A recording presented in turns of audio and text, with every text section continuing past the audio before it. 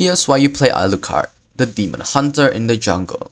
First off, he's a powerful duelist who thrives in 1v1 scenarios thanks to his lifesteal and burst combo. Alucard's mobility is excellent, allowing him to chase down fleeing enemies or close gaps quickly during fights. He also excels in skirmishes and mid-game ganks, where his lifesteal and burst can eliminate squishy targets with ease. Alucard shines when he gets the lead early, snowballing to a strong carry. However, he is vulnerable to crowd control, and without proper judgment, he can be easily punished for overcommitting. His reliance on farm and items also means he is weak in the early game and can fall behind if pressured too much.